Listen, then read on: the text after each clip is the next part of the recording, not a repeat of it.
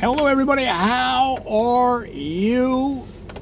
The sun has set in Los Angeles, and I'm getting so many emails and messages and texts and calls regarding this new series about Catholic terms explained. And of course, the first one we did was transubstantiation, and this video is going to talk about beatification. Now, beatification is it's one of the steps in becoming a saint. And beatification comes from the word beauty. And so this is the beauty step, all right?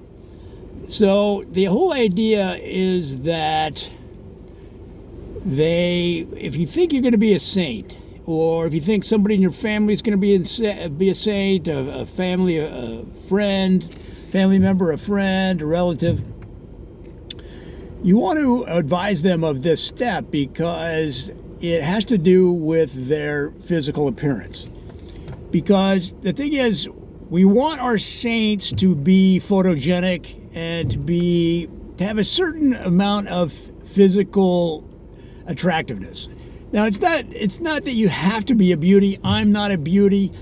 Most of us are just average people, average looking, and I would say I'm slightly below average.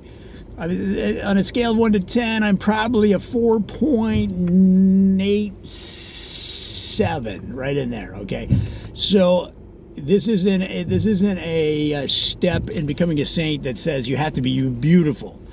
Because if that was that's just one of many things that they take into consideration. Okay, are you good at games? Are you good at Monopoly? These are all things that they take into consideration when they're looking at sainthood.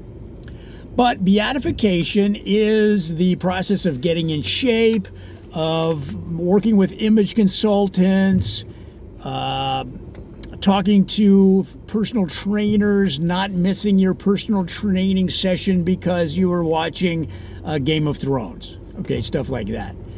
So if you're interested in sainthood or know somebody that could potentially be a saint down the road, make sure that they're working out, that they're eating right. Okay, get those veggies, get those fruits. Okay, but bananas are good because they come with their own peel. They come with their own packaging. You can carry them anywhere, right? Just throw them in your book bag, throw them in your backpack, briefcase, wear them under your hat. Put them on your head, under your hat. Put the banana on, like 3 bananas you could fit under them. Put the bananas on your head, right? And then put the hat on your head. And this would be especially valuable in the winter, okay? Because you'll have not only the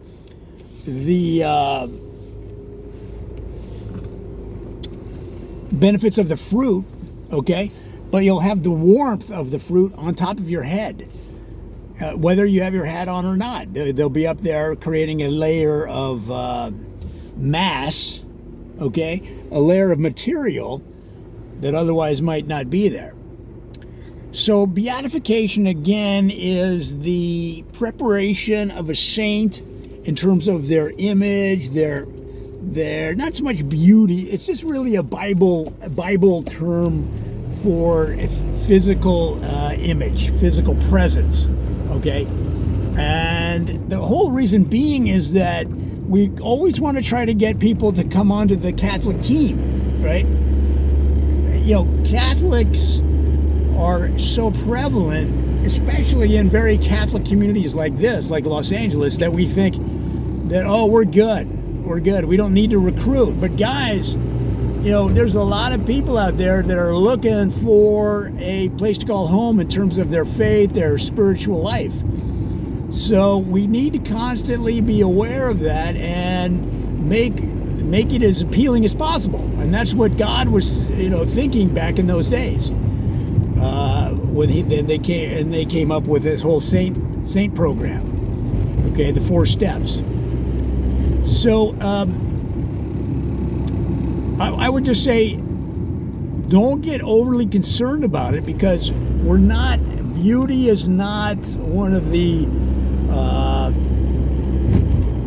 one of the qualities that are necessary to lead a spiritual and godlike life, okay? In fact, it has nothing to do with it. As an individual, your spirit, your character, your commitment to God, your commitment to excellence, do you like barbecue or not? A lot of these are important questions, okay, when the time comes for the judgment day. Do they like barbecue? Do they like Southern barbecue? Okay, that kind of thing. But beatification is just a way to make the saints more appealing, to keep them in shape, to get them on the weight program, strength training. Maybe they do the balance ball once in a while, stretching. Okay, because when you're a saint, it's physically taxing, guys. People think it's, you're a saint. You get VIP tickets. You get ringside for free. You're like a celebrity. Well, that's true. You are a celebrity, but it's taxing. It's a lot of work. I've heard often that saints have said to other saints when they get up in the saint VIP room, and they go, man, I like doing God's work. I like the fact they recognize me for my sacrifice, but you can take the fame.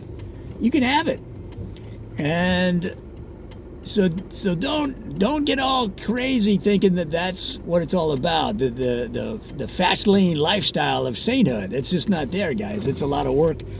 And that's why we want people to be physically in shape as a saint. We want them to be in condition, okay? So even if they're not going to hit the weights, if they're not going to do the strength training, at least do cardio. Get them on the treadmill. Get them on the elliptical, okay?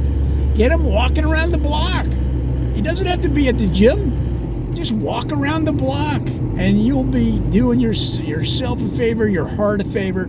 And if you're looking at sainthood down the road, or somebody that is, they're going to be in much better condition. Their skin will be looking better on those saint profiles in the Bible when they have those watercolor paintings or oil paintings of the saints. Their skin is going to look much better, and the artist is going to say, "Wow, this person has been walking. They've been drinking a lot of water. They've been doing affirmations. They've been reading passages from the Bible." That's another thing that you can do that's actually going to help your physical presence. Read passages from the Bible, okay? What are some of the good ones that you may want to consider? Like, let's see. You could go to the book of Matthew where he says, drink 8 glasses of water a day. Okay, that's a good one. Because it'll keep your affirmations in mind, as well as give you that spiritual nourishment, okay? Because it's straight from the Bible. Or the letter of the letter of Paul to the Chippewas, where he talks about if you're going to be in a foot race, if you're going to be in a foot race, lean over the line. So therefore you have half a body head start on your competitor, okay? So those are things that you can do and remind yourself to keep physically in shape, that you're tip top, because a good body means that you're nourishing your mind, you're getting the oxygen up there to the brain cells, and sainthood is, like I said, it's a lot of work. Now you get a lot of perks. There's no doubt about it, man. I mean, you're waiting in line at the concert. Next thing you know, somebody's waving you up to the front. You're trying to get into the hot clubs. You're a saint, so you're humble. You're exercising humility. You get to the back of the line. Well, especially if you have that glow around your head that so many of the saints have in the Bible, somebody's going to see that and they're going to go, "Hey, listen, you should go up front, man. They'll put you right down in front, okay?" And so those are all great things, and saints deserve it. If you think you're going to be a saint, or like your brother or sister are going to be a saint, then maybe they deserve it, okay? Because they've been sacrificing all their life. But just keep in mind that it's not all fun and roses, okay? It's not all gummy bears and unicorns. All right, guys. Well, that is the concept of a beatification. I spent a little bit longer on it than probably you expected and that I expected, but it's one of those concepts that gets a little confused because people think, "Oh, I'm not a 9, okay? I can't be a saint." But look, I'm a 4.87, whatever I said, and now I don't have any shot at being a saint. But all I'm saying is we're all different levels of on a scale of 1 to 10.